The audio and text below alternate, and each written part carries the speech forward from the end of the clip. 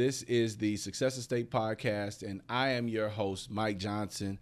The whole purpose of this podcast is to not only inform you and your decisions about real estate endeavors, all of you buyers, sellers, investors, and especially you homeowners, but also to have an interesting conversation because I believe that East Texas is interesting. And today, I've got a wonderful guest here with me today, one of the professionals that helped me in my career here, Mr. Bing Corpier. How you doing? I'm doing great, buddy. Doing really good. Thanks for being here with us. Thank you for letting me. Bing, why don't you tell us, for one, what you do for a living and your company? I'm a pest control operator. I've been in the business about 38 years. I worked for Orkin and Termites, and then I opened my own business about 13 years ago. And I love the business. I've been doing it a long time. Sure. And like talking about it. Sure. Name your business, B&L? B&L Pest Control. B&L correct. Pest Control. What inspired you to get into pest control?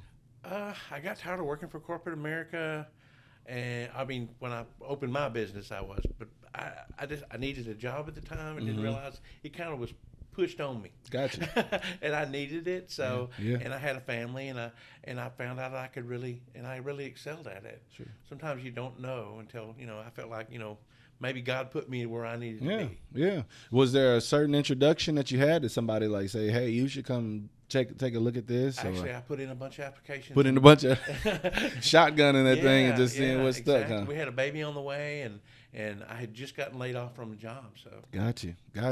Well, you talked a little about your personal a family man, husband, children. Can you tell us a little bit about you as a person? Yeah, I have two daughters. I have a stepson. I actually have several. I have a couple of stepsons. Okay. Got three grandbabies. Got one more maybe on the way. I'm not supposed to say. I tell her, I'm gonna cut that part out. Yeah. No, but I always, I do have a little. I let you give your take on this. I always have a little bit of an angst against grandparents because y'all just seem to change on us. Yeah. My parents were strict, and all of a sudden I brought three grandchildren over there, and I saw all the strictness just loosen up. That's what we do. We can spoil them. We can buy the drum sets. Send them home, and then we can have as much fun as we want, and then send the kids home to you guys. So that's what we do. Oh man, Not the pressure that we had before. I know it's the best and the worst at the same time. I love to see my children at my grandparents' house, and I can't stand to see who they turn into when they come home. I was like, who are you? Yeah, they'll be good. I guess it's a good balance.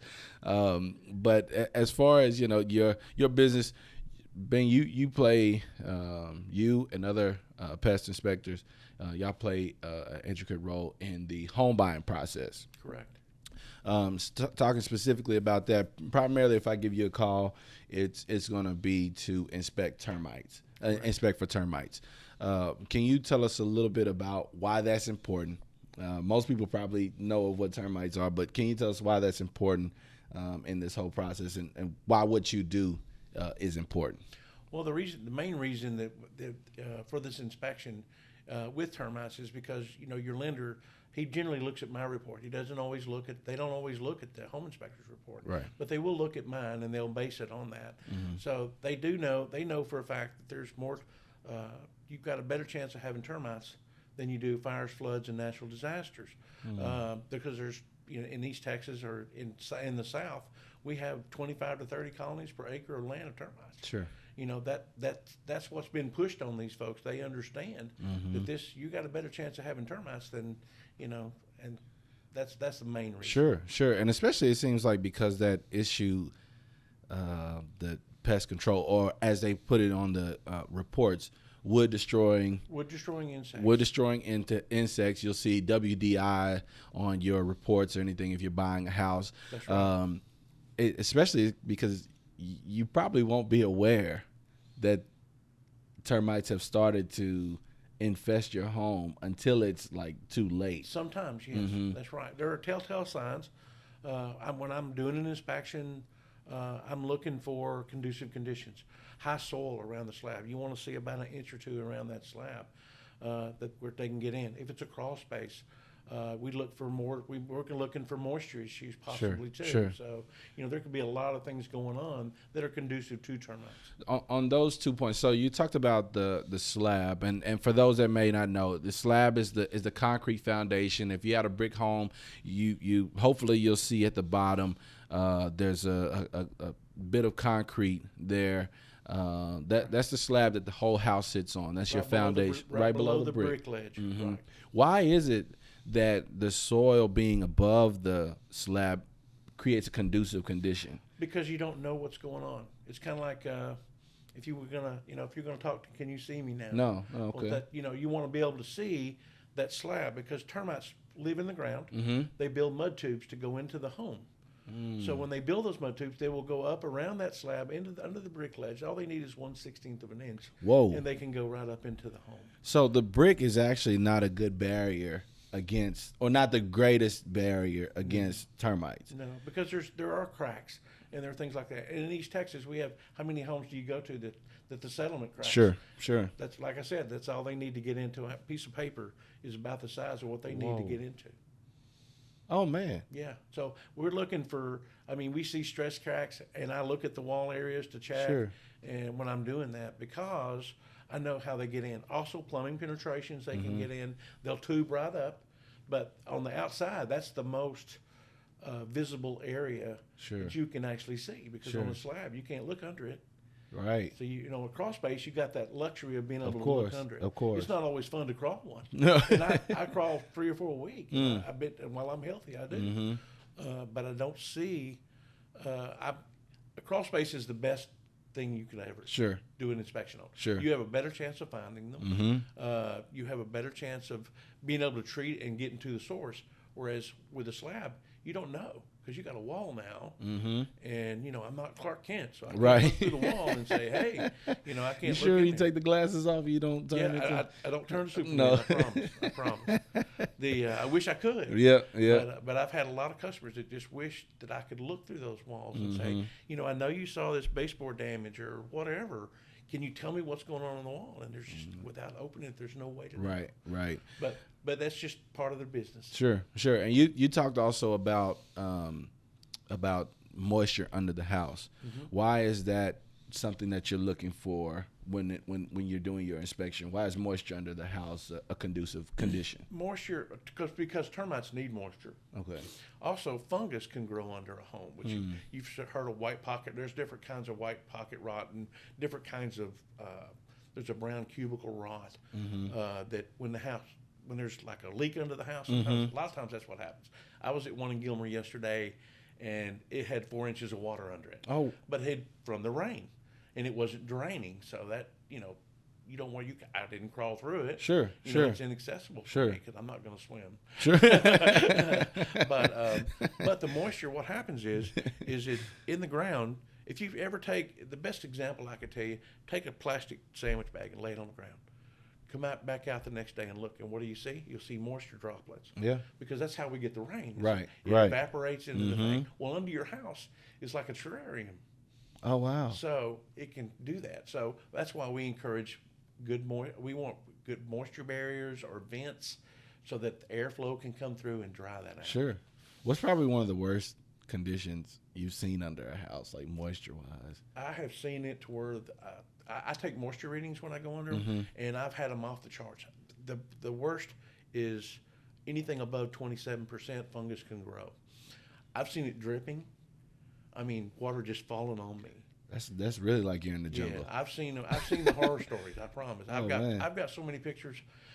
Really? Saved in my database that's scary. Wow. But I've seen moisture and then termite tubes. Look like stalactites, stalagmites. In a cave like you're at Carlsbad. Wow. So. Oh my gosh. But what it does is it rots the wood, and if it stays rotted, eventually it's just going to break. Does the moisture rotten wood, is that easier for the termites to? Actually, it can be too wet.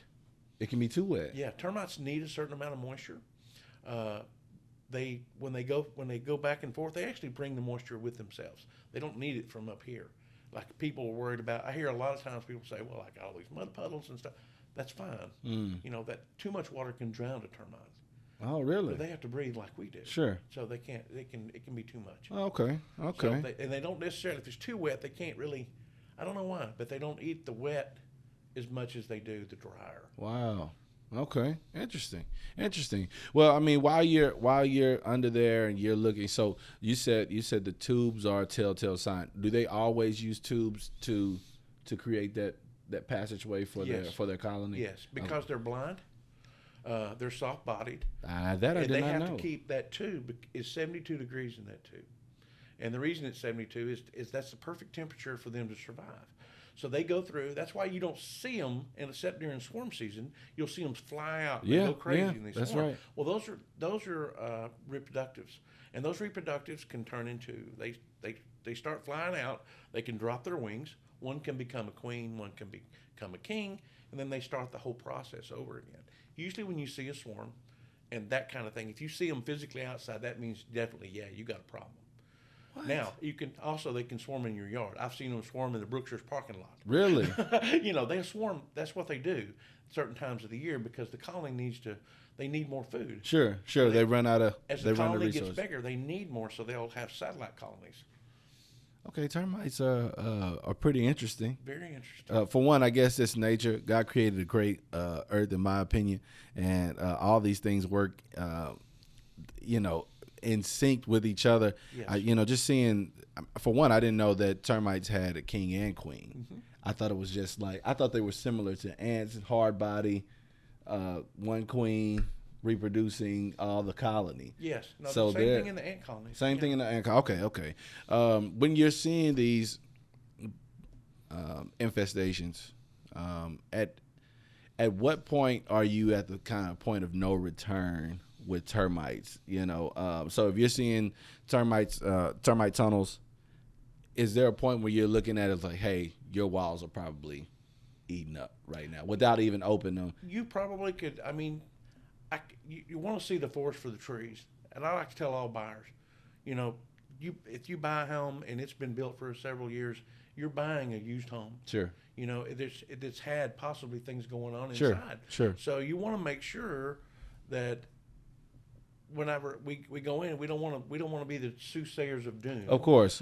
Because Thank a you lot for of people can say, hey, this is treatable. Mm-hmm. People with cancer. I mean, I know cancer is one of the worst things Sure, in the world. sure. But for a home, termites are like a cancer. Mm. I mean, with this one, it's treatable. Gotcha. And cancers can be treatable. Sure. But in some cases, can they go too far? Sure. And you may have to replace wood and things like that. Mm-hmm. But it's all doable. Yeah.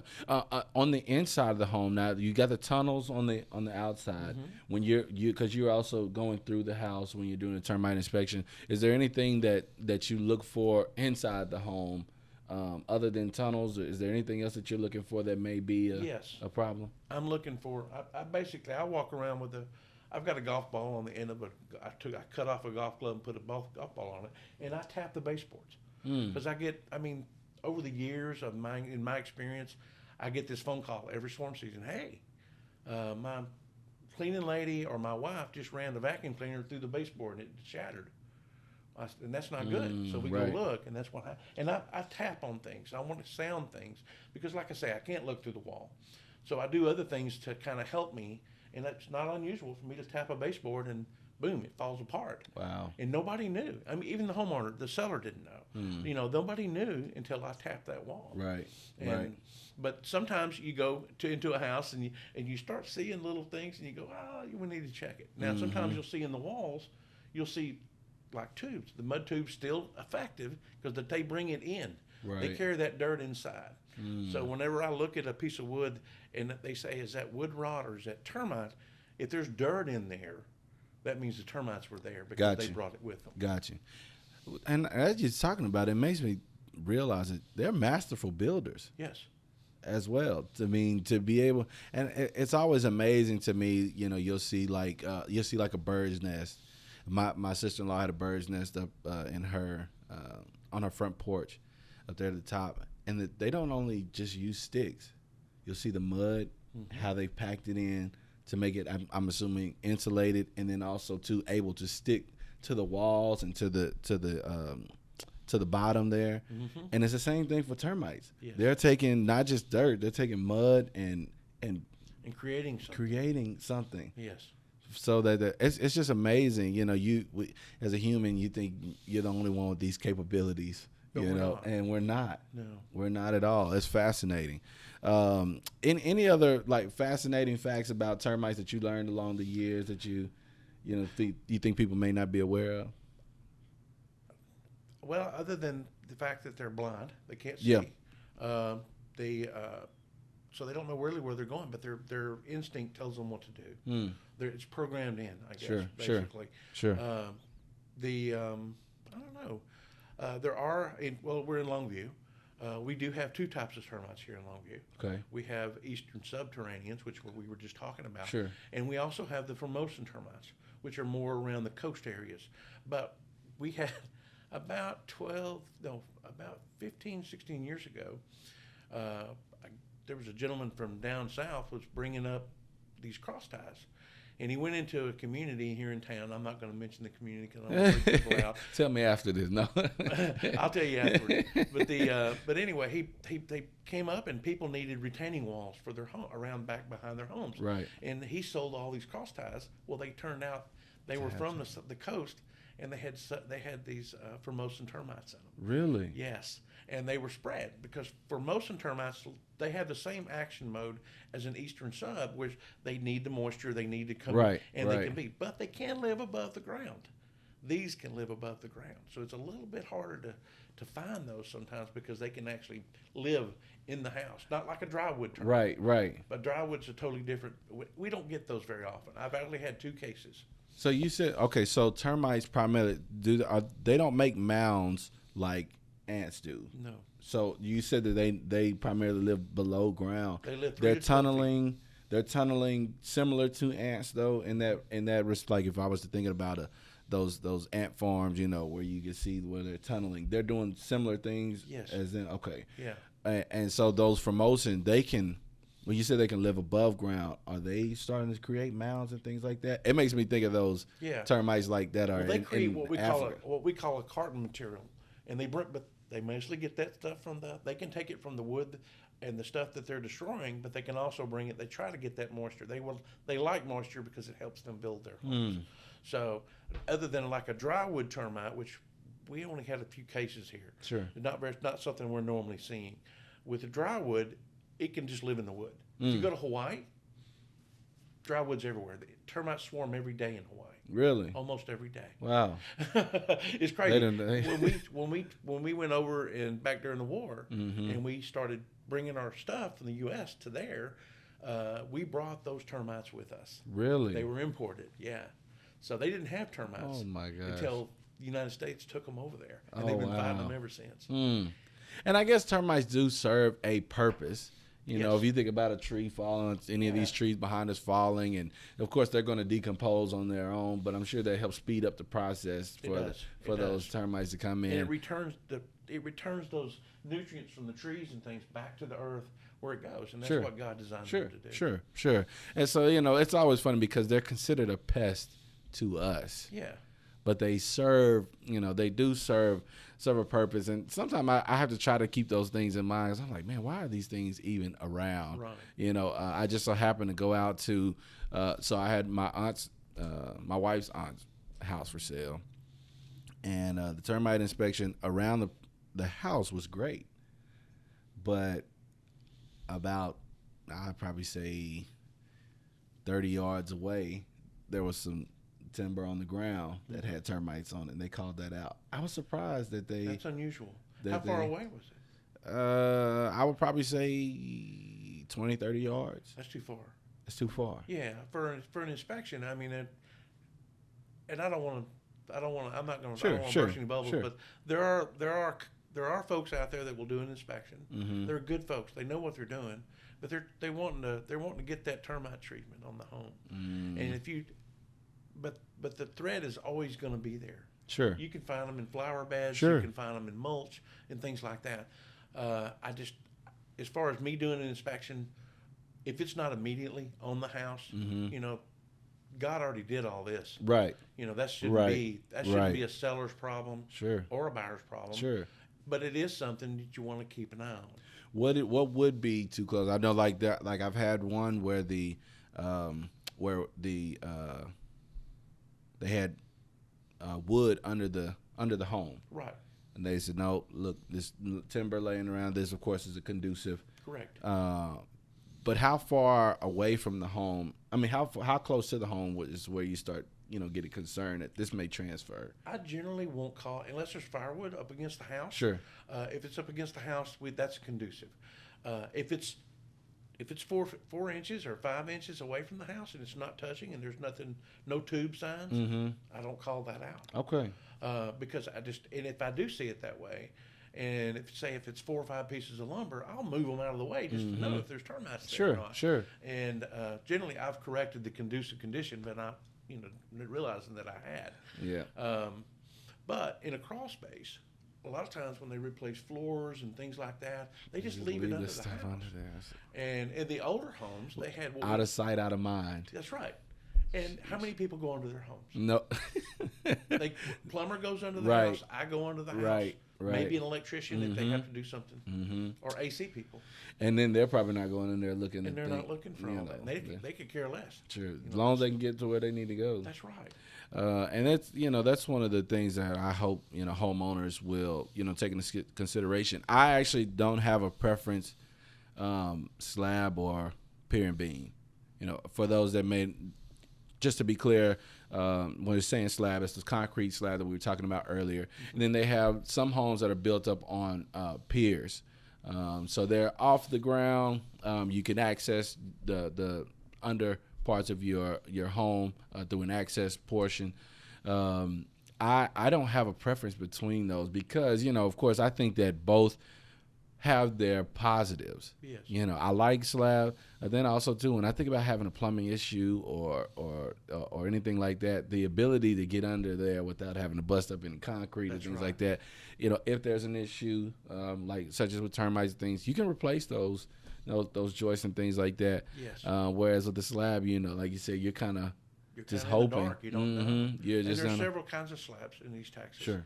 We have the monolithic slab, which is one solid pour, and with footers, and then we have what we call a floating slab, which anything built from 1969 back has the possibility of being a floating or supported slab. Okay. Some of the older homes, unless it's a crawl space, and then you can have basement construction, which Sure. we actually have a few of those here around. Very few, I don't think that there's a.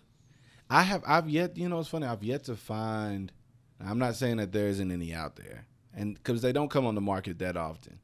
The ones that I have seen, I'm concerned about their ability to keep moisture out. Yeah.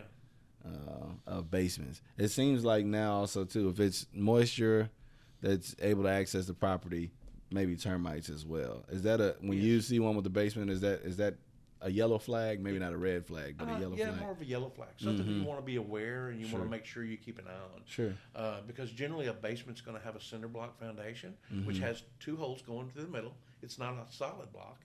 So termites could come up. We'd never know. Never know. How would you treat something like that? We actually would have to drill into the block. Well, actually, with the products we have today, it's a little different. Now, there are some that you would have to drill in, like we used to do. We used to drill in like every foot of a cinder block wall, and we would treat that all the way around. That's how you used to treat the floating and supported slabs. Sure. Was because they had expansion joints that went all the way around. See how you have this line, and they were built the same way. And when they did that, they gave an access for the home. But anyway, like I say, it's interesting. It's the different constructions. We have to know that, because if I go to a home and it's got high soil, if it's a monolithic slab and it's got soil above the slab, we call that out. I generally, myself, I take a garden hoe and I'll dig it. You've seen me digging out there. And that, you set a precedent for, in my head, for what termite inspectors should do. Because, of course, so for those that don't know, I have the utmost regard for Bing, because my first transaction I was the buyer's agent, called Bing out, Bing came and inspected the property. He not only inspected it, he taught me several things while I was there. Next several I called, if there was high soil, you would come out with your garden hoe and just knock the soil back. If it wasn't anything too high, you would just knock the soil back. And the first time I saw that, I was like, oh, that's interesting. And I didn't know what was going on. I was like, why is this? And then you put in the email, I saw this, moved the soil back. I was very appreciative.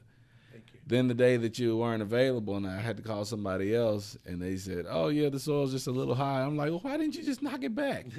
And so in my head, I was like, it may be unfair, but it also seems like something, that it's not a terribly hard thing to do. It depends on the person. Sure. If, for me, the whole thing is I want to find termites. Sure. If I can find them and I can expose them, that's what I want to do. Mm-hmm. If I'm not going to dig a whole house. Sure, I might dig part of it. And Right. Now they're going to have to pay me to do this. Right. So, but I do that. You can do corrections of conducives. Sure. You can come out, and I've actually done 2 or 3 this month where I just dug it out, Mm. and I didn't landscape it. I'm not a landscaper by any means. Right. But I made a trench. Now Sure. they got a moat around the house when it rains. But I exposed the slab to know that there weren't termites. Sure. Oh, so when you are digging it, you also are looking to see if there are maybe tunnels or anything like that? Okay. Yeah. Okay. Generally, I can pull back, and in fact, most of the time when I find them outside like that, I pull back, and then I'll see that I broke, and you'll see all the termites that I dug them up. That's happened all the time. Really? Yeah.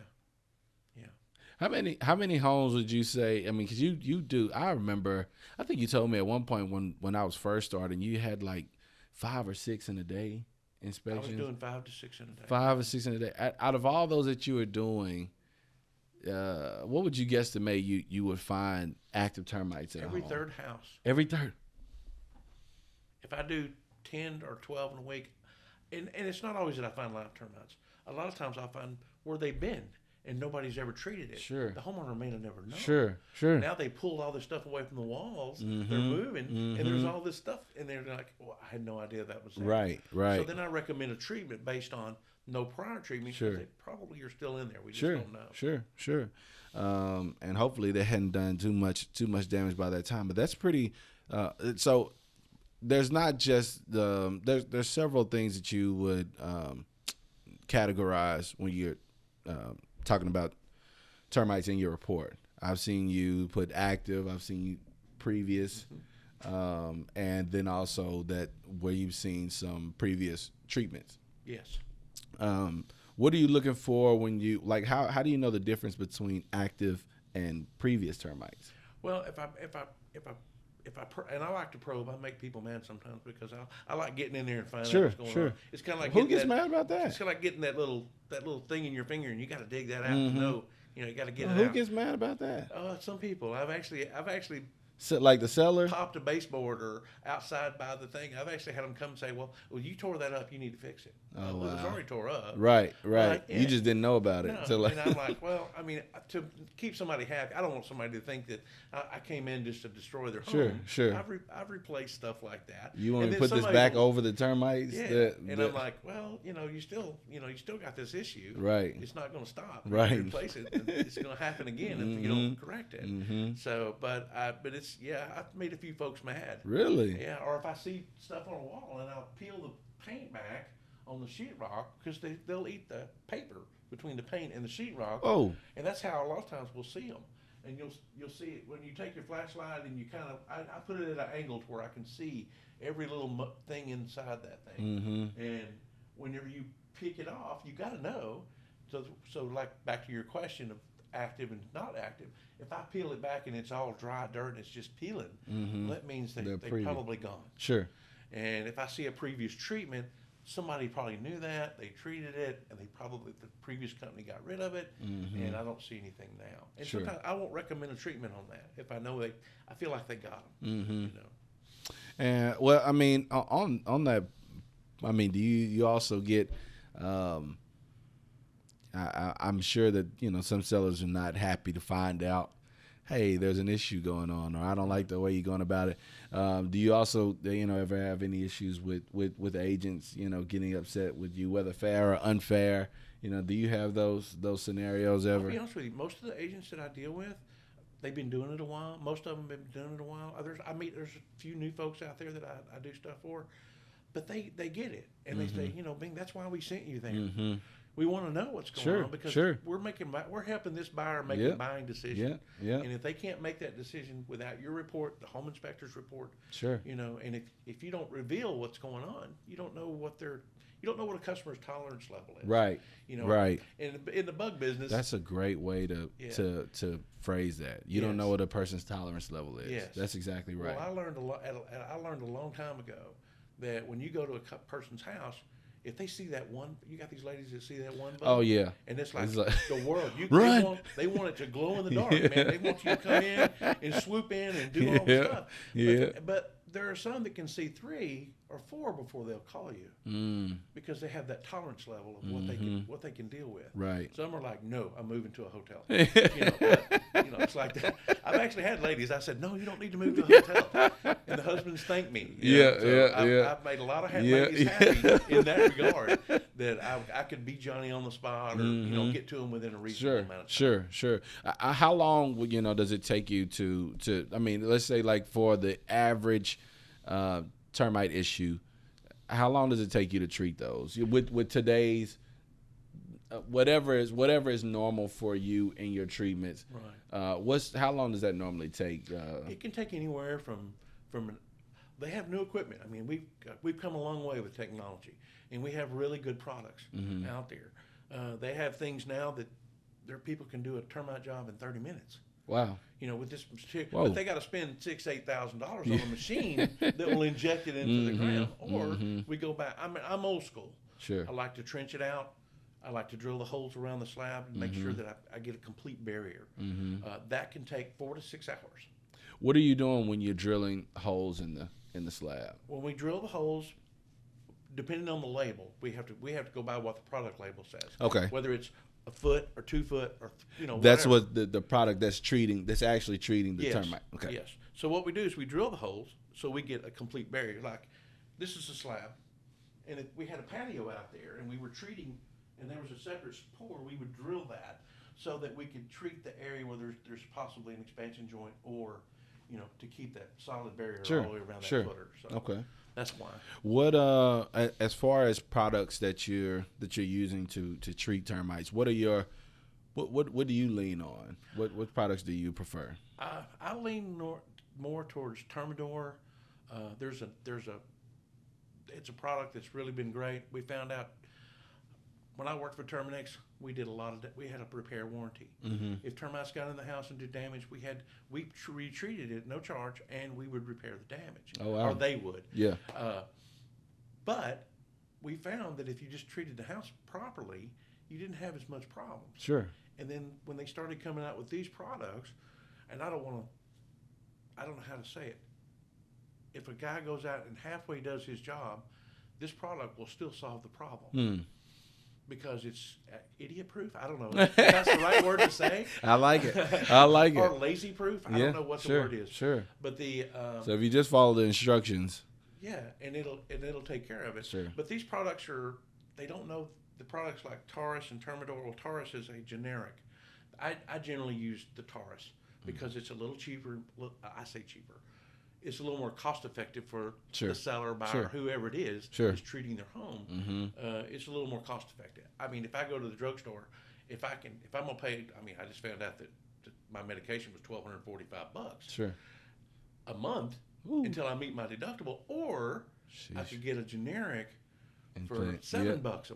Just crazy. What are you gonna do? Of course, especially when those ingredients almost match up. Exactly. Exactly.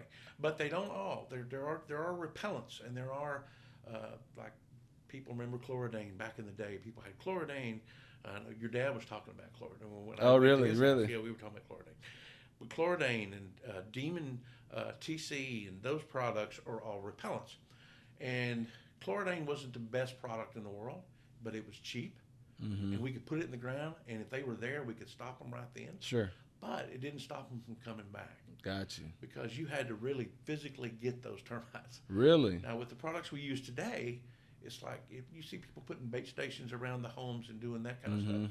Well, a product like Taurus or Termidor, when you put that around the foundation, termites random forage. And what I mean by that is they come up every 10 feet from the colony. They'll go up to 100 feet away from the colony.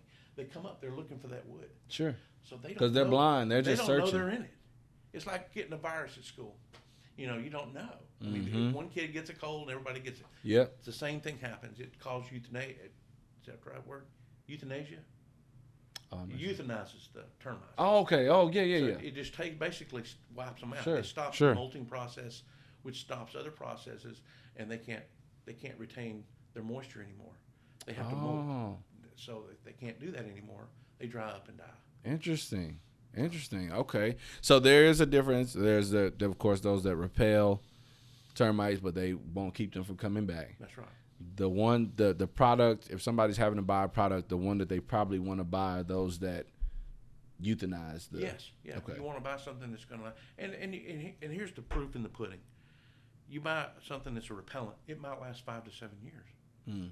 Okay. You put Taurus or Termidor in the ground, it's going to last Yeah. 11 to 12 years, Wow. depending on the soil Sure, and, sure, and the thing. But, sure. but they have done studies all over the South with these, and they've lasted that long. Mm. That's why the big companies use it. They don't want that damage claim. Right. They don't want they don't want To all come that back. liability. Is there? Does it different for the Formosa same product will take care of both. That's good. That's good. And I mean, do you think? I know that. So you offer well, I don't know if you still do, but you probably used to offer year-round termite treatment. I mean, preventative Yes. treatment. Is there things that people can do themselves? Let's say unfortunately, the budget is tight. You know, mortgage rates have gone up. Right. There are folks out there. I see where you're going, and there are companies like Termites and Orkin, Mm-hmm. you know, that will finance those jobs Sure. to help those people get through that. Most of the time, I mean, I've always worked with my customers. Sure. If a customer said, "Hey, can I pay a third now, whatever," Mm-hmm. and I would work with them on that. Mm-hmm. So it just depends on the person. Sure. Most of the time, they can do it. And if it's closing on a home, sometimes we have to wait till closing to get our money. Sure. And that way, everybody's got money because you may not have $1,000 to $2,000 to Sure. treat a home. Sure. So Sure. I get that. And that's something I've always appreciated about you. I know that a lot of people kind of starting to change on, because, of course, if you do a job, you like to get paid for it at that time. Sure. If at all possible. And I'm starting to see some inspectors starting to change that in the business. Mm-hmm. Hey, before you get this report, I want to get paid. Probably have been burned. I can imagine. Have you been burned several times? I would say over the course of the last 13 years, I probably lose $8,000 to $10,000 a year in people not paying, but not anymore. Now I've got it to where I'm just doing inspections and I'm doing misting systems for mosquitoes. But when I do send it to closing, sometimes it gets dropped and they don't catch it. It's just human error. And then but I've got a system in place now where your customer is going to get an email every 14 days Mm-hmm. and if they call me and say, "Hey, we're going to pay at closing," that's fine. They're still going to receive that email. Sure. But yeah, I'd say now it's probably more like $25,000 to $3,000 a year. But before, I was about $10,000 a year I was writing off. Woo. Because I couldn't get the money and they wouldn't talk to me, and I don't know why. So it was crazy. That's a lot of money. But that's what put people to saying, "Okay, you're paying me first." Sure. And I get that. I can understand it. Sometimes, you got to say, do I want the business or do I want to be hard to get along with? Sure. And I like the business. I like doing what I do. And am I going to miss a few? I know I am. Mm-hmm. I know I'm going to miss a few. But for the most part, I took care of the customer. I did what was right. And at the end of the day, I feel good. I guess you're kind of deciding how you want to possibly miss a few. Yeah. Because if you're like, no, you got to pay me up front, you're probably going to miss a few. Then you don't have any chance of getting paid. Yeah, because now you become a problem or an obstacle. Sure. And most realtors, I mean, how long have you been doing this? Coming up on 6 years. 6 years. If you want an inspector, home inspector or termite inspector, you want somebody that's easy, or even an appraiser, you want somebody that's easy to deal with Mm-hmm. and makes it convenient for the customer, where you can get this thing done. Sure. And I've always appreciated that. You know, I do try to give before we get into contract. If I've been working with a couple for a little while, I'm saying, hey, or whoever this buyer is, hey, these are some things that you're going to be expecting to pay. You know, some people will allow you, like the survey, they'll allow you to pay at closing. The termite inspector will probably allow you to pay at closing. But you need to have this money set aside. That's right. You know, this is what I've seen as a norm for a pest inspection. Normally about $135, somewhere close in there. Home, yes. Average home in there. Plus tax, of course. So let's go ahead and just be prepared for that. Because even if you put your earnest money down, if it doesn't go to closing, and you submit an invoice, the termite inspector has gone out, done this inspection, allowed the buyer to pay at closing. The house doesn't get to closing, but you put your earnest money down. This invoice still has to be paid before the title company will release your funds. That's how it's supposed to be. Yes. I'm assuming something something slipped through the crack. I'll call and say, hey, I'll call the title company. I mean, I drop stuff off at US and Central all the time. Mm-hmm. I hand deliver it just to make sure it got there. It didn't get lost in the mail. Yeah. I hand deliver it. And plus, I like the people. I sure, like seeing sure. People. And so I drop it off, and then I hope for the best. Yeah. But most of the time what happens is they'll pay me online. They'll say, okay, well, we decided not to buy the home, so I'm going to go ahead and pay you. They'll pay it online, and then I'll send an email to the title company and let them know that they can release that earnest money. Yep, got you. Sometimes, though, I get that phone call, Mr. Corpier, we just found your invoice. We released that money back to the buyer, and I have an email for them and a phone number. Well, I already have most of that. Right. So I said, okay, so I just need to notify them. Or in some cases, I had one 6 to 8 months after they've already bought the house, been living in the house for 5 months, and I just sent a bill to the house. I look on the CAD and see if they actually follow through and they do own it. Right. So I send it through I look at the CAD, make sure that person's living there, and then I'll mail it there. And every once in a while, I get a check, and sometimes I never hear anything. That's the cost of doing business, though. It's the cost of doing business with anybody. Yeah. It doesn't matter what you're in. Yeah. And I for those that are, may have an entrepreneurial spirit, I would say don't let that hang you up. Because what I've generally found out is that people appreciate those that do good business. Mm-hmm.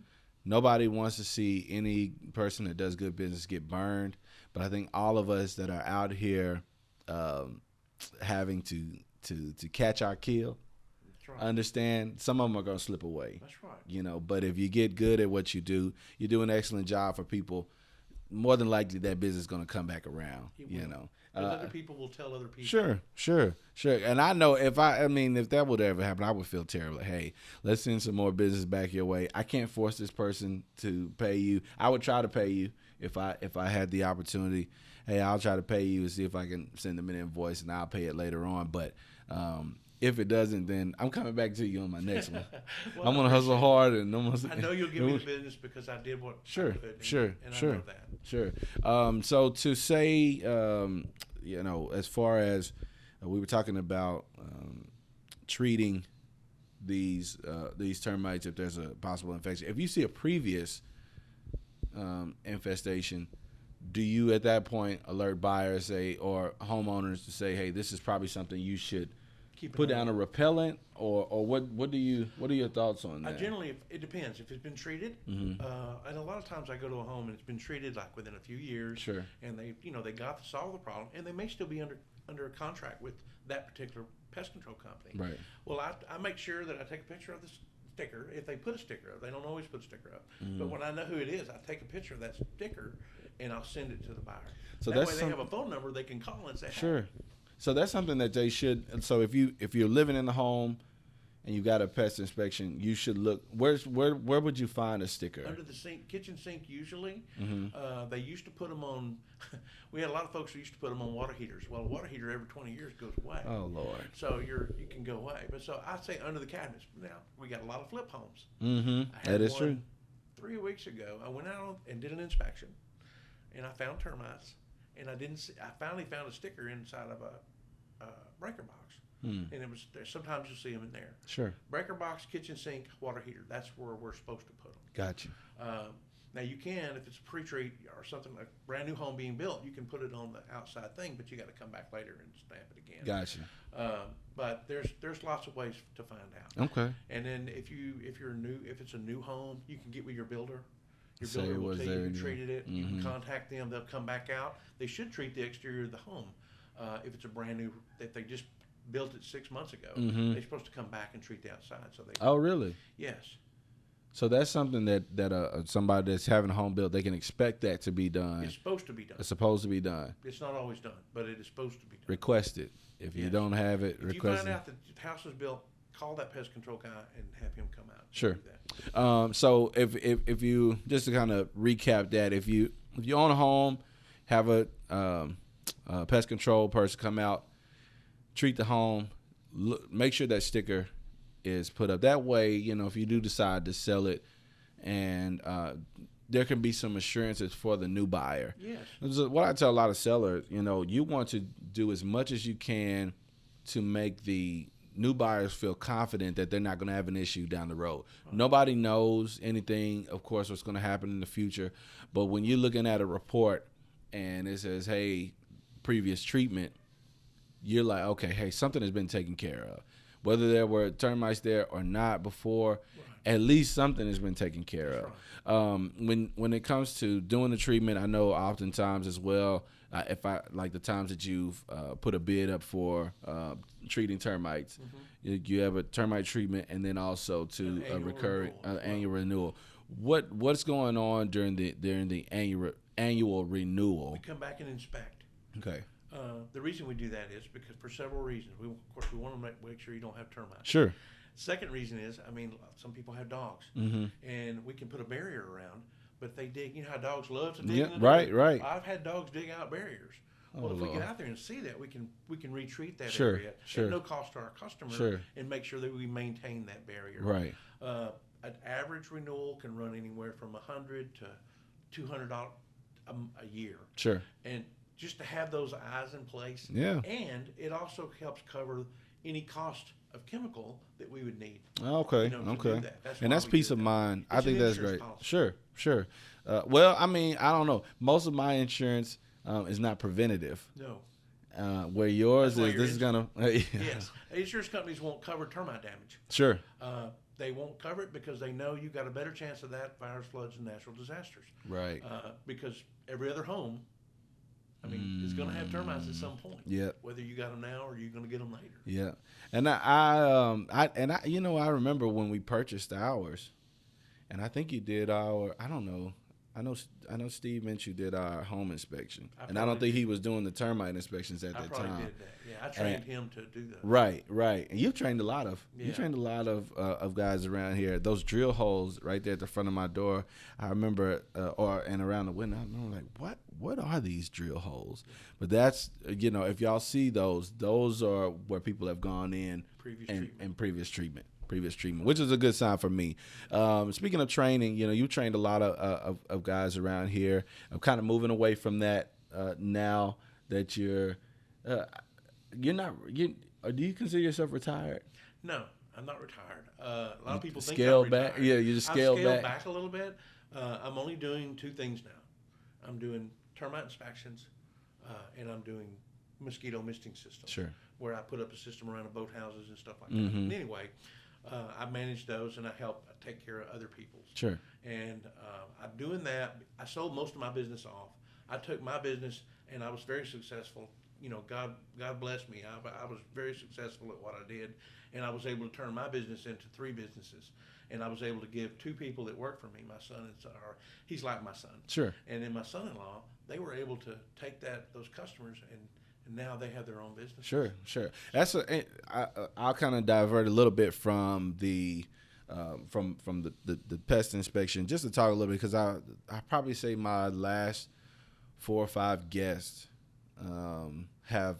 we've talked about this.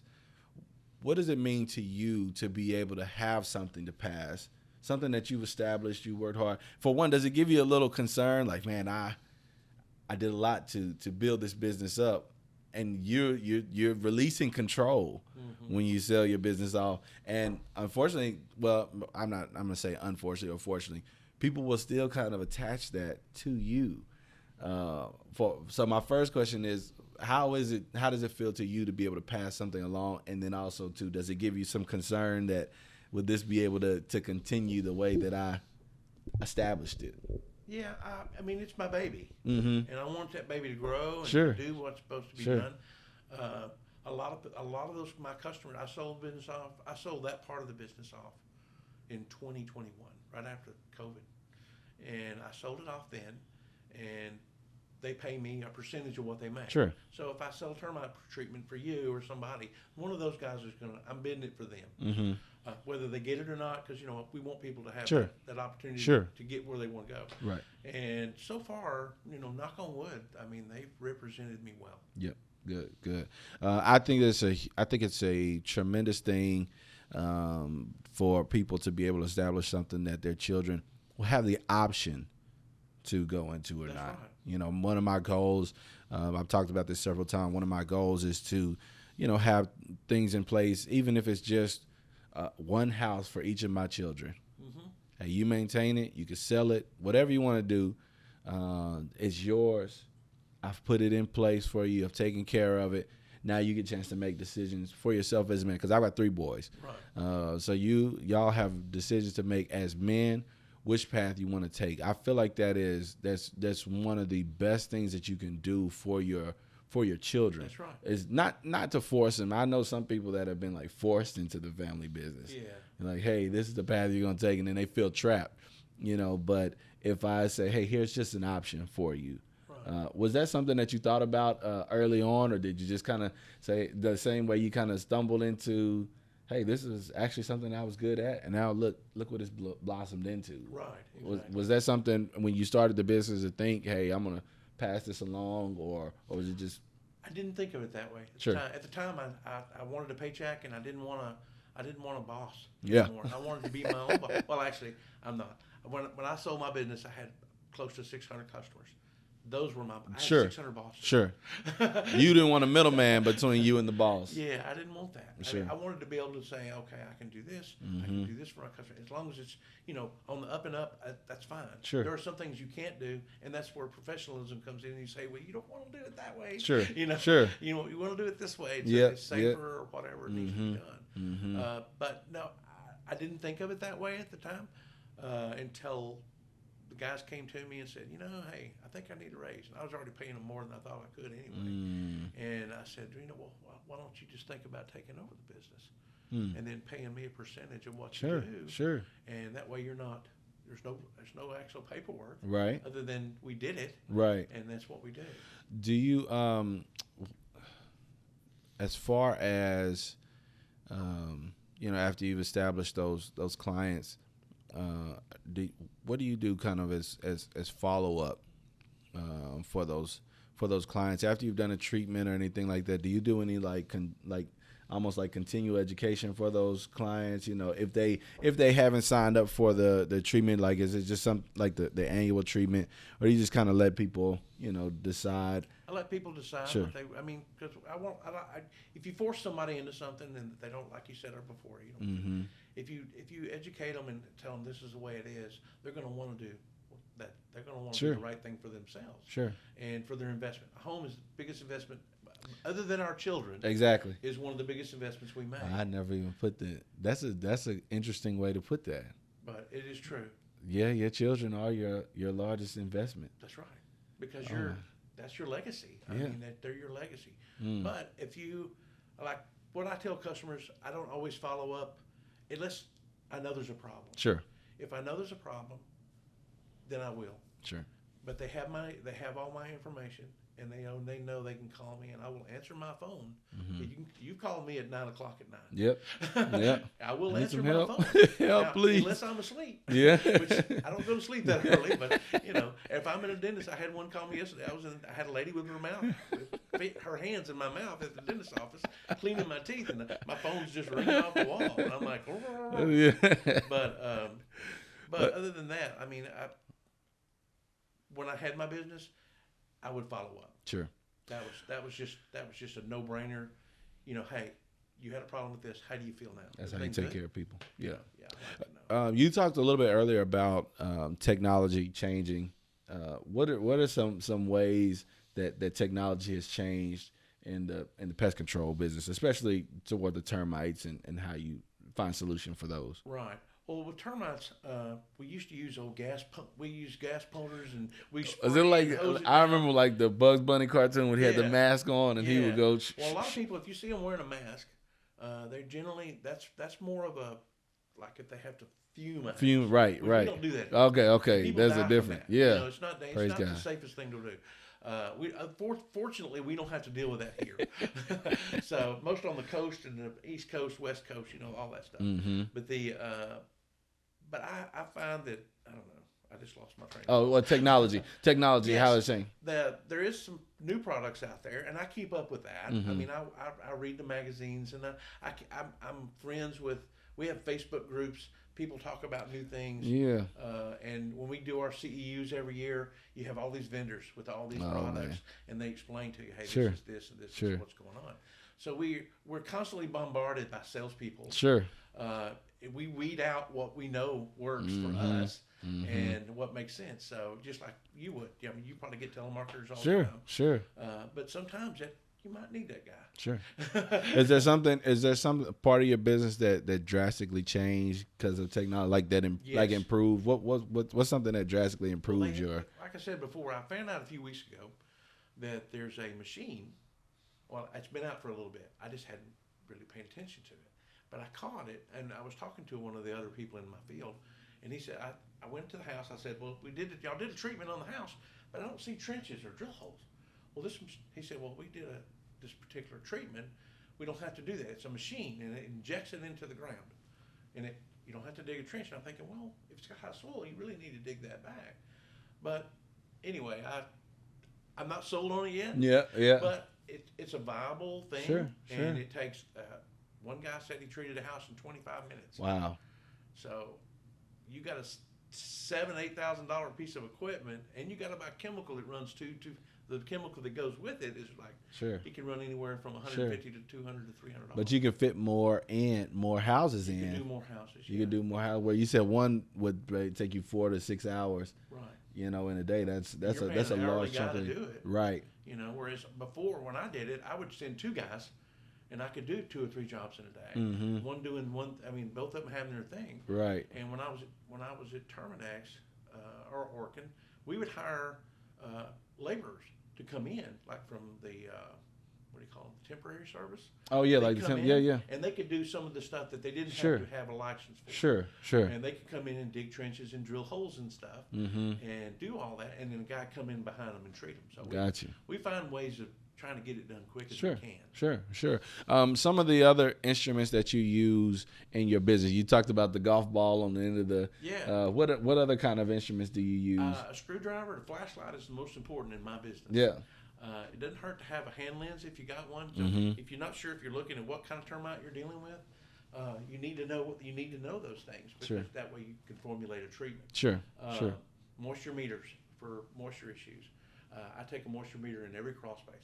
Yeah, if I check it and it's over, I will alert you because Sure. it's going to be a problem later. It may not Yep. be yet, Yep. but it's It's going to coming. be a problem later. It's coming. And so sometimes there's nothing that needs to be done other than ventilation or something like that. Mm-hmm. I use a screwdriver to probe stuff, pocket knife. Nope. There's not a lot of equipment needed Just for inspection? just for inspection. No. Just for inspection.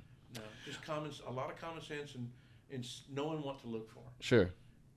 I'm gonna take a quick second. I'm gonna move you in just a little bit, I'm Ben. sorry. You I'm okay? sorry. You okay? You okay? You okay? You're perfect. I'm glad you're getting into it. That's what it tells me. But okay, going back into it. So B&L is a pest control, not necessarily a termite control. Right. East Texas. And y'all can see behind us. There's a lot of woods. This is a piney woods area where there's any vegetation, forestry, anything like that. There's going to be a lot of pests. That's right. What other kind of pests do you take care of? I'm watching on the insect report. I'm looking for carpenter ants. Sure. Carpenter bees. They'll actually you've probably seen those on like little, like I have a pergola at my house, and it's cedar, and they'll drill holes into it, and Now that I'm not aware. Oh yeah, they're about finger size, but we have them every spring. They come out and they do Really? their thing. Oh yeah, carpenter bees, carpenter ants, termites, and moisture is what I'm really mainly looking for. Sure. Now on the pest control side, cockroaches, ants, spiders, fire ants, things like that. Sure. Those are definite. Carpenter bees. Okay, I'm a little. Now this is. I'm totally foreign to this. Now, do they look like the typical bees that we see? They actually look like a bumblebee, but they have a different face, and they won't sting you. They can bite you, but they can't. They don't really those sting aren't the big hornet things. No, yeah. Okay. No. Those are. They call them ground hornets, but those aren't. Those are actually cicada killers, and they don't actually. They're not dangerous, but they're very scary. They are huge. They're very scary. I mean, it looks like something on the side of a football team's right. thing. So when they look like Rockwall Yellow Jacket stinger. Exactly. You see that, you go, whoa. And I've treated them. They live in the ground. They go in the ground. They come out. They're seasonal. Most of the time, I say, I tell the customer, I say, just no way to get to them without digging up the ground, and nobody wants to tear up their yard. Right, of course. So I said, just sometimes a 6-pack and a fly swatter is a great. Yeah, you just sit there in a lawn chair. You wait. You're gonna wait them out. Yeah, just whack them out. But they'll never know it's coming when they come out of that ground. But every so many years we have those come out. You'll see those big ones like that. Okay. But carpenter bees will show up every year. Sure. Every spring. There's usually the termite. Let's say we'll have carpenter bees, then the termites will swarm, and then your carpenter ants will swarm. They'll kind of go. You have an ant season. It's really from the warmer months. Sure. Dealing with things like ants, because especially I know a lot of people that want to live out in the rural areas.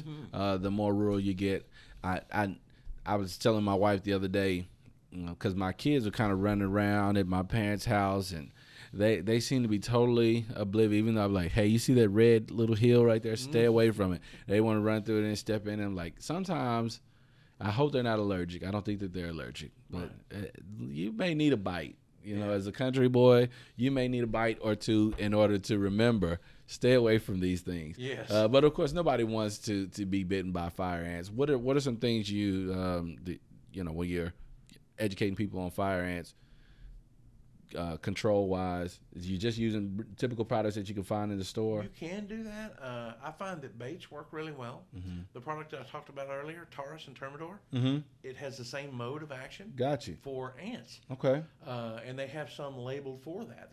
You can actually put these granules out. There are people that treat graveyards and stuff like that with the 4-wheelers and the spreaders. Yeah. And then you wet it in, and you may not see anything for a year. Really? Yeah. Interesting. I know out there in Lakeport with my mother-in-law. Oh, really? It's costly. It's because you got labor and you got the materials are not cheap. Sure. But there are some folks that want to do it. Sure. Now you can use baits. There are certain baits. Amdro, I'm not a big fan of. People use a lot of it because they put that fire ant bait down. They see those ants come out and they see them dying right there. Oh, that's not good. Really? Why not? You want them to die in the colony. You want to make sure they made it back to the queen. Oh, yeah. And because if not, she's just replacing those workers. Those workers are just kicked out, and that's what they do. Wow. So you really want to get to the root of the problem, which is the queen and the king. That when you're treating that kind That's of interesting. Yeah. That's interesting. Well, so of course, fire ants are a big problem in this area. I hate to say it out loud. But we've had a season where it was like, where are these roaches coming from? We've got, we cleaned our house, and my wife will say, our house must just be disgusting. We got to clean the whole house. Yeah. Normally though, I find that after it rains, we may see a few pop up. You're going to. And of course, like right now, we're getting a lot of rain. Are roaches a sign that you're a disgusting homeowner? It depends on the roach. It depends on the roach. Is there a difference between water bugs and cockroaches? Well, the water bugs, it's really called an American cockroach. Okay. But the Southern ladies never had. I don't have cockroaches. I have water bugs. Yeah. So they're not going to tell their friends I have water bugs. Yeah. Yeah. So that's where that came in. Mm-hmm. But they're called American cockroaches and Gotcha. smoky browns. They're pretty good size, and those feed on stuff outside. Sure. When you see them inside, it's because of the weather, Mm-hmm. the rain, the cold, whatever. Mm-hmm. They're just foraging. Sure. Or they got to, if you have a treatment, sometimes they're just disoriented and come in the house. Mm. So Interesting. you never know. Interesting. But now there's another roach that's called a German roach. Mm-hmm. And they call it a German roach because Germans did what? They like They to occupy invade. a country Yeah, and take over. invaded. Same thing in those. You can see those mainly in kitchens and things like that. And it's not always because someone's dirty. Sure. It's because one little egg got put in somehow they dropped it and it was in a sack. Mm-hmm. Back in the old paper days, and we had paper sacks. Yeah. Yeah. You know, you could bring it in or in a box. Mm. You know, it could one can have 50, Whoa. and then that 50 can make A bunch more. each one of those can make 50 more. Sheesh. So you know, you got it can go crazy. But those. I'm actually hearing less and less about those. Me, yeah. The big things that I was hearing for a while was bed bugs. That was a big problem. And those, you know, bed bugs are, from what I understand, are very hard to get rid of. You know, it's probably not a DIY job. The only thing that I read once that you could like there's like some kind of bag that you could put your box spring and your mattress in and almost like suffocate them or because they can't come out. Yeah, the mattress covers. Depends on which one you get. If you get one from a pesticide guy, if you go to Walmart, it's probably just a plastic and they can't come out. But the pesticide, there's actually a boric acid in some of these for the ones we sell, or that our industry sells, that actually will keep that like that, and you can put it in, and it won't affect the person. Person's not going to be infected by the product that's there. Sure. But yes, you is need that a an expensive treatment? Huh? Is that an expensive treatment? A bed bug treatment can run you anywhere from 6 years ago, I would say $250 to $300 a room. Oh. A room. Oh wow. Yeah, and that probably doesn't count kitchen. Because I mean, 'cause I've seen every once in a while on a like a seller's disclosure where they're saying home had bed bugs or previous bed bugs, and of course I don't know a whole lot about bed bugs, and this may be just word of mouth or anecdotal, but I've heard people tell me, you know, it's real hard to get rid of bed bugs because you know they don't just live on your bed; they can also live in the carpet. From my understanding, they live in the walls. They go in places, those dark places that they can hide, that they feel safe. It's like a German cockroach. Same thing. You got a crack, a roach can live in that. So can a bed bug. And we have to, like when we go in and treat those, we take all the plug covers off, all your switches. You take all those off, all the plug covers off. You dust into those walls. You put products in there that'll help kind of get them as they're coming. Whoa. And then you're treating things. There's also there's many techniques. Some people actually, you can freeze them. If you can get, like if you want to take a bed or whatever in a room, and they can tin it and freeze them. They can flash freeze them. Really? Yes. You can also kill them with steam and heat. You know, just is that effective for any like eggs and things like that as well? Yes, that they okay, so they'll take care. The main thing you want to do is you want to control that adult. Once you get that adult controlled, the eggs will hatch. You are going to have a hatch. Most of the time, there's not a product in the world that'll affect an egg. Sure. Cockroaches, it's the same. And then you find out if they get tolerant. You have to change your chemicals sometimes because you have to make sure that they're not tolerant. A cockroach can be poisoned by something, but the adult can be poisoned, but her eggs will have an immunity to it because they were born that way. Oh my gosh. Wouldn't that be neat if we could have something like that? Don't we already? I mean, we kind of do. Some kind of. Now we just get shot. Yeah. And then, well, I don't know if it passes on to your kids. I don't think though. it passes on to your kids. Yeah. Good genetics. Good genetics probably do. Yeah. We're just getting weeded out all the bad genetics or weaker genetics maybe. Exactly. Mice. What about mice? Mice and rats. Do you take care of mice and rats as well? We always did. Yeah. Sure. In fact, I could tell you some horror stories about those. But the best thing to know about mice and rats is you got them. You just don't know you have them. Sure. They're there. Really? Yeah. How many times do you have a home inspector say you got rodent droppings in the attic? and it freaks people that's out. scary. The seller, your Yeah, seller, your sure. buyer, they're going, "Oh my God!" Well, my house has rodent. I mean, my house has rodent turds in it. Yeah. Because I guess it's so much easier for them to access. Yeah, they can get in. They can come in through the whirligigs. They can come in. There's always a hole somewhere they can get in. Rule of thumb is a mouse, size of a dime, they can squeeze through that. Really? A rat, quarter in some cases. Yeah, and that depends on the rat, But they can be treated. There's baiting. People catch them. There's some people. Is that what when I'll go around the house and I'll see this little black circular disc in the ground? Those from? No. Those are termite bait stations. Those are for termite bait. You'll see a box on the outside. In fact, I don't know if they have them here. They might. But there's a black box. Oh yeah. With the little we like the white boxes because the white boxes, when we open them, they have black widows in them because they love those dark spots. Really? So if you we call them a cool box, and they're kind of white. They're a white box that they don't tend to gravitate as much to.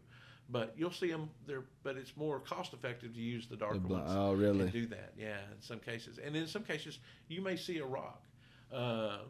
It looks like a rock, but it's plastic. Maybe a bait station. Okay. If you go to Disney, oh my gosh, they're everywhere. I got to see how they behind the scenes, constant stuff going on there. Really? Oh, it was so interesting to see that. I mean, and you just gotta be. I mean, like I said, it's nature, and nature is trying to find their way through. We're actually more probably invading their space than they are. We are. They are invading ours. Unfortunately, yeah. I only remember one time growing up having a mouse in the house. Even though it freaked me out when it ran out of the closet. And I've heard, a couple of family members having one here or there. And then they're concerned that the whole house, I'm like, listen, I think you would probably know eventually if you were infested with. You would know. You would know. I did have one client tell me they were living in an RV, and she said, I went to clean under the bed, and there was a rat's nest this big under there. And she freaked out. She's like, I want a house now. I want to get out of this place. I was like, oh, man, I didn't know they could get into RVs and things like that. They can. It's ships. They're on ships. They're everywhere. I mean, they're all wharf rats, all that stuff. I mean, they travel. I mean, that's how we got the fire ants. They traveled on a boat. We brought them here. Really? Yeah. I did not know that. Yes, they were. And now they just sheesh. Oh man, they could have brought some different kind of ants. Those fire ants are the. But that's why you see a lot of times if you're going out of state, you'll see where the people have those checkpoints. They want to check that. I've actually gotten a call from the state line back, probably 18, 20 years ago.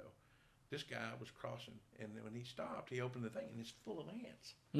It was full of all these ants. So I had to go out and spray. We fumigated this container in the middle of one of the roadside parks. Wow! But it was interesting. Oh man! But they wouldn't let them pass. They said until you do something. See, all these got to be gone. We need them killed. So yeah. I'm sure some of them got out and got away, but you got your gotaways. Yeah. But they're not as likely to. I'm assuming they're maybe not as likely to start. If you can get the majority under control, you're doing okay. I saw something interesting the other day. I was on Facebook, and it was a picture like of a hole in the side of the wall and a bunch of acorns. Yes, and, I've been getting that. I got that a bunch. I thought that was super interesting when I read the story about a woodpecker coming, and we don't see a whole lot of woodpecker. I see several over here where I am, but I never knew that they would try to get into the side of the wall. And I was wondering if that would be something that you would get called out on ever. Like, hey, this has become a pest to me now. I've never had that problem. No. Bats, I've had people call me about bats. Bats, because I forget we have bats in this area. But they're actually protected. You can't just go out and kill a bat. What? They're protected. And the reason they're protected is they eat mosquitoes. Oh, true. They probably keep the mosquito populations down where it's more tolerable. That makes sense. That makes sense. And I'm sure that you already said that's something that I've caught one that you by accident. I mean, I caught one on those little mouse boards. Yeah. I was in a bread store. Don't know how I got in, but I get in there and there's a bat. I'm like, wow. You see some interesting things. Whoa. we were out practicing flag football with my 6-year-old. Yeah. And we saw them come out right at dusk. Start flapping around. I said, oh man, they're swooping all around. You just forget that they can reside here. You know, lots of different things that you don't think are in the area. I saw a eagle post of there for Kilgore. You know, and I know that's not a pest, but it's always interesting. You feel like some of these things that you see on TV are far away, and they're actually very close. I mean, you probably see hawks out here all the time. Yeah, and I don't remember growing up. I don't remember seeing hawks like I did once I got into high school. So I remember in high school, because hawks are my favorite bird. I'm a bird lover, and hawks are my favorite bird. And I remember coming off of Hunter Road out there at Pleasant Hill on the Ridge, where I'm from, and there was a hawk sitting on a barbed wire fence, and I was like, "That's a strange bird," and because of course it's big, and he's just sitting there looking, very confident there on the barbed wire, and from that point on, it was like I would see more and more until when I got into college, and they actually had a sign out, don't walk under this tree. The hawks are swooping down on people, to protect their eggs, which I think is weird. I'm like, oh, hawks. They're just trying to ward you away. Sure. It's not like they don't know, of course, that I'm not going to climb up in the tree. Guys, those hawks and eagles and all the things like that, I mean, and the bats, they all serve a purpose. Yep, they do. I mean, they're pest control guys just like me. They are. All this mice that we complain about, the hawks are helping to take care of some of those. Rats and mice and stuff, that's what they're looking for. Yep. And squirrels. In some cases. Oh, yeah, that's true. And we get a ton of those. Raccoons. What about raccoons? You do I've it done in a few of those. Really? I've actually gone into attics, have heart traps, and then relocate them to another. I had an interesting story from a young lady in our area. She actually lived in one of the historic houses downtown, and in her fireplace in her chimney, raccoon, and they couldn't get him out. Yeah. A guy from Louisiana, he came down. And he kind of looked around and he said, "Hey, I can take care of this for you."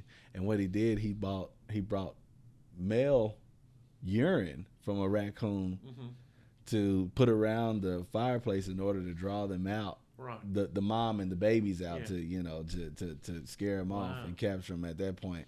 I was like, man, we're pretty creative when it comes to taking care of situations like that. You ever had to do anything like that? I didn't use any urine or anything, but I have people call me and say, "Hey, I've got birds or I've got this in my fireplace," and I say, "Well, go get one of those logs, light that thing on fire, yeah, get it warm, and they'll get out of there." It so happened, I think hers was sealed off. She didn't use hers for the fire anymore. Coons, possums, lots of possums. Lots of possums. Here in Longview, it's not unusual to see a fox cross Judson Road. I saw one run right here. Yeah. I was in here one day. Bobcats are in town. Bobcats? Yes. A friend of mine, they live back off of Bill Owens, over by the golf course. And there's a ravine that runs, when you're going over Bill Owens, you kind of go over that. There's a little ravine there. And he let his dog out. Little dog, small dog. Probably not a Yorkie, probably about the size of a Yorkie. Let it out. It was raining.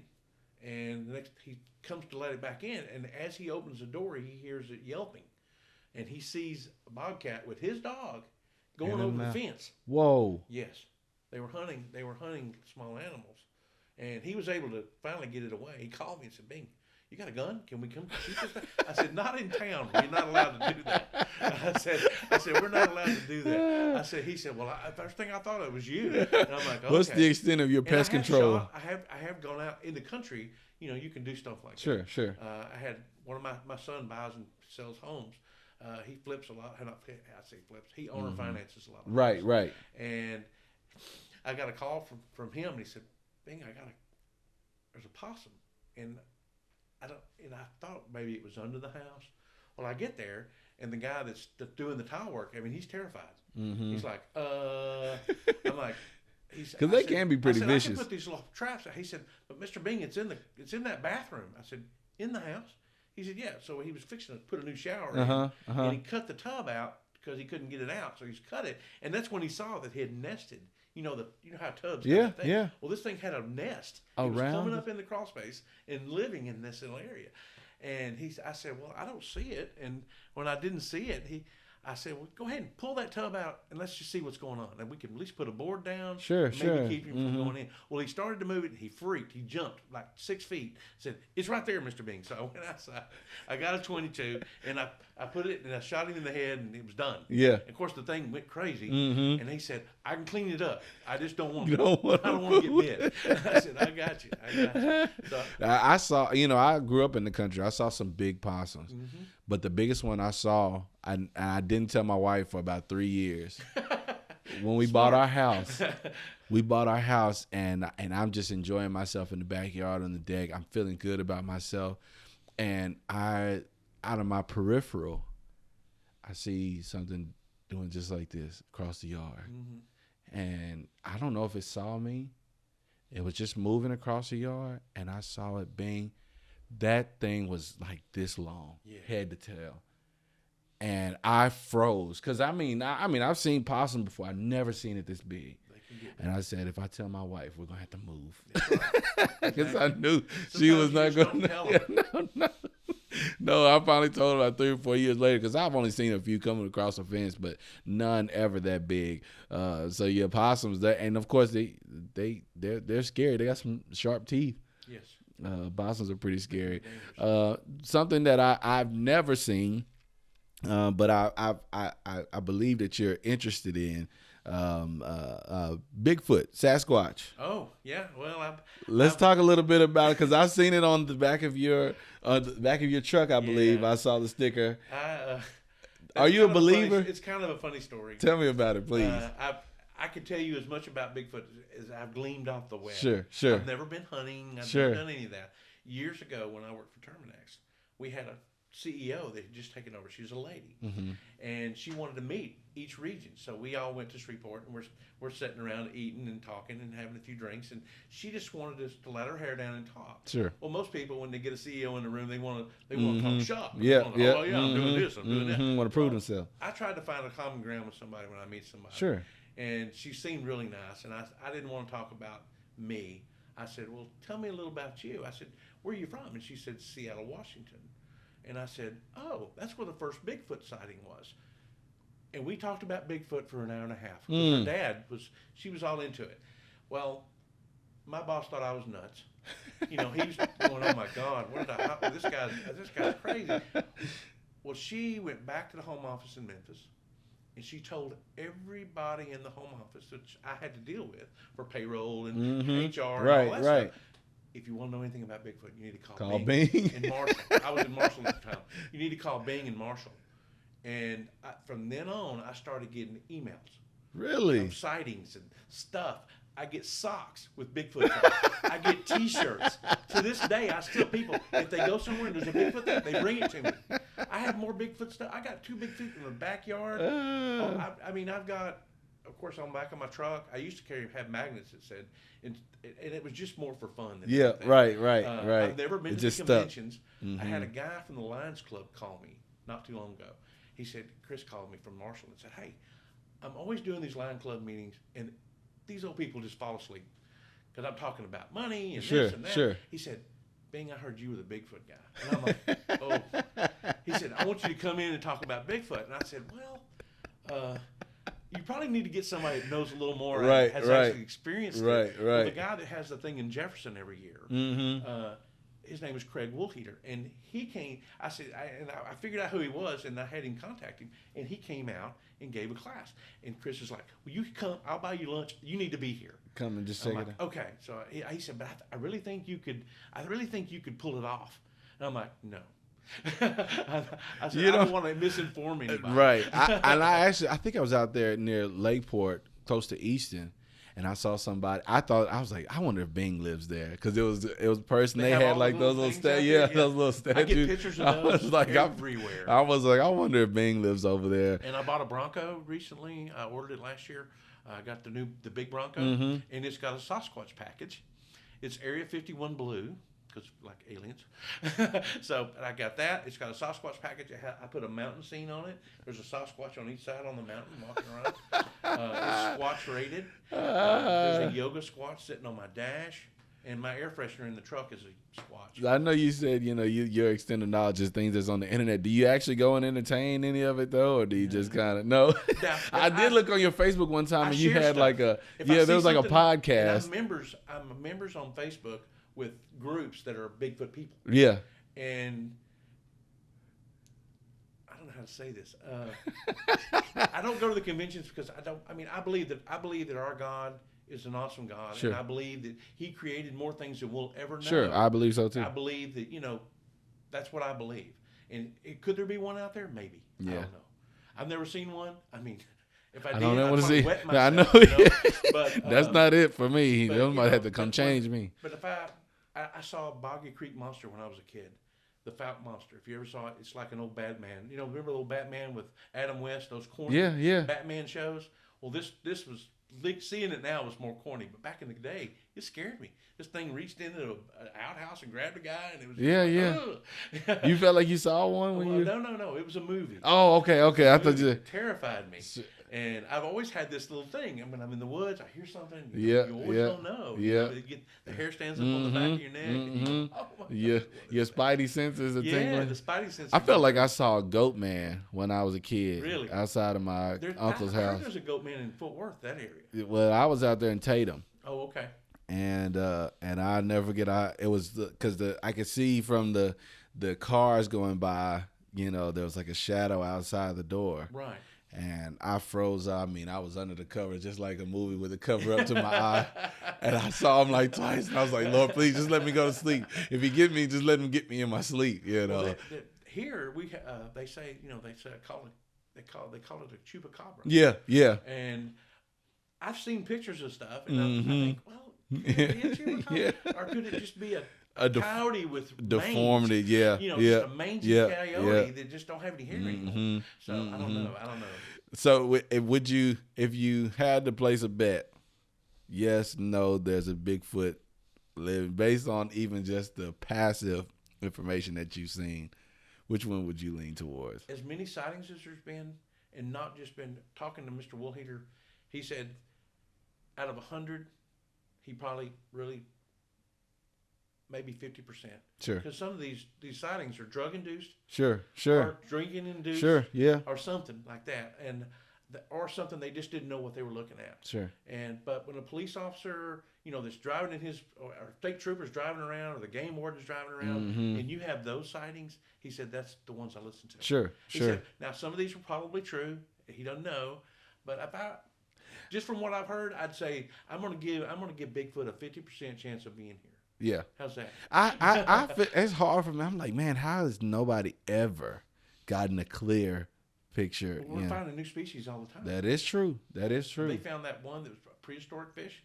Oh, yeah. It's been extinct for 5,000, and then somebody in Japan pulled it out of the water. So. And they're fine. Of course, they discovering new animals and creatures all the time, especially in the ocean. Yeah. And I think, to me, that makes sense.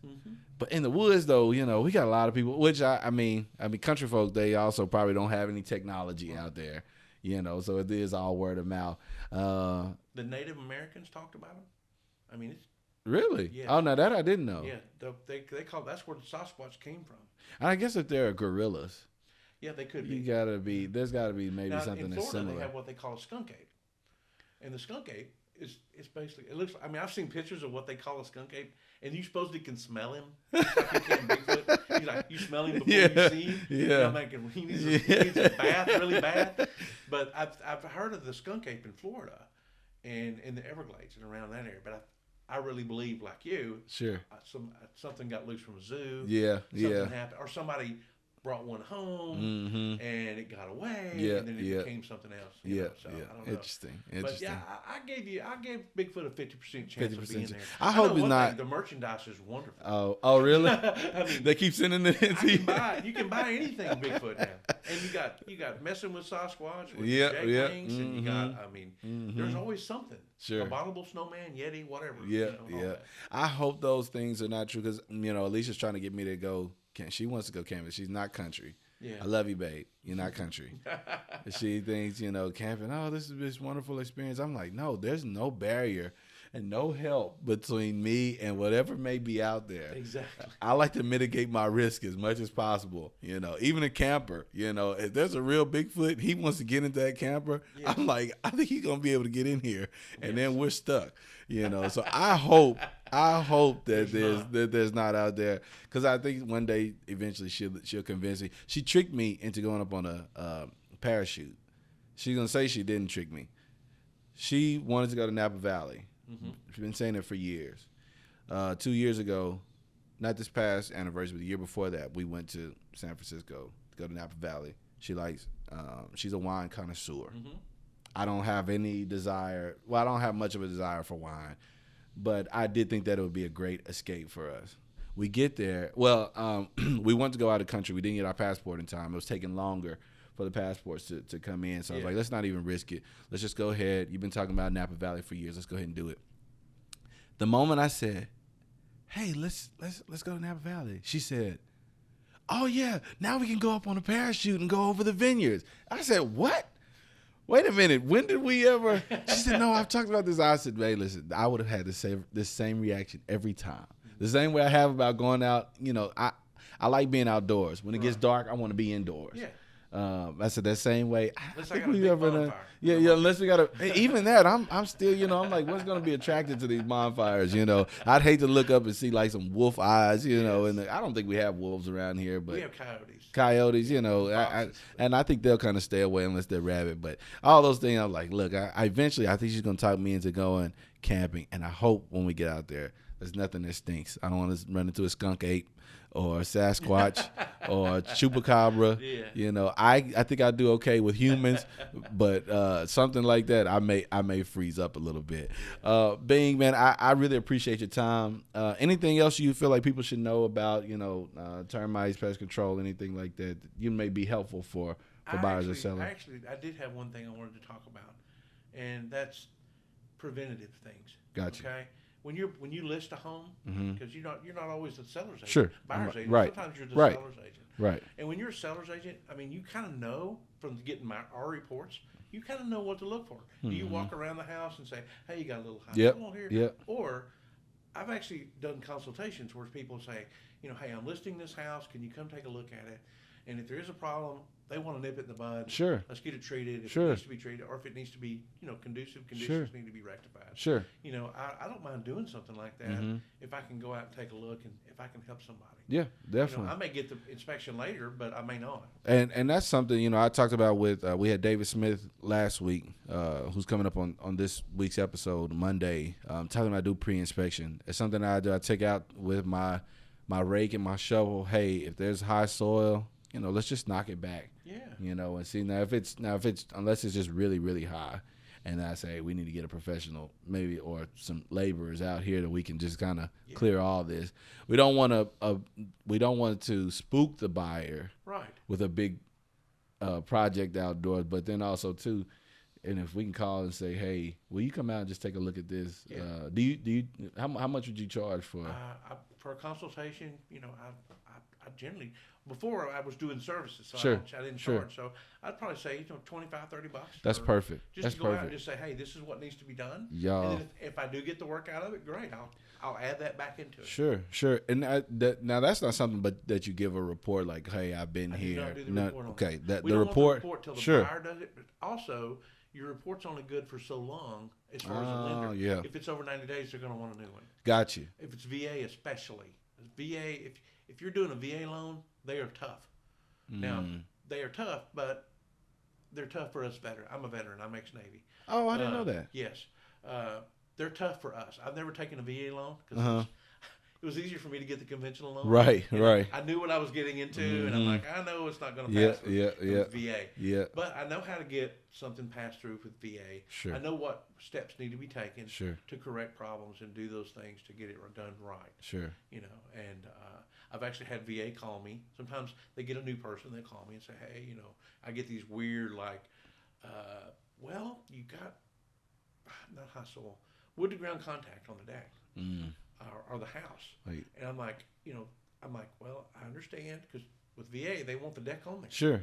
So it's got wood to ground contact, the poster going in the ground. Yeah, they got to. And I said, well, it's treated lumber. Got you. So I'm not requiring a treatment. He said, well, I know you didn't require a treatment on anything. You just showed it as a conducive. I said, well, it is conducive. And they were like, well, how do we get rid of that? I said, well, there's two things you can do. You can chop it off, put blocks under it, and do it that way. Or, you know, if you can hire a helicopter to come in, hold that thing up for the rest of his life. You know, and they're like, you can't do that. I said, that's what I'm saying. It doesn't need to be treated. It is conducive, but it may not be a problem for the next 10, 12 years. Sure. You know? So treated lumber will make a difference when it comes to... Yeah, the termites eat the treated lumber and it kills them.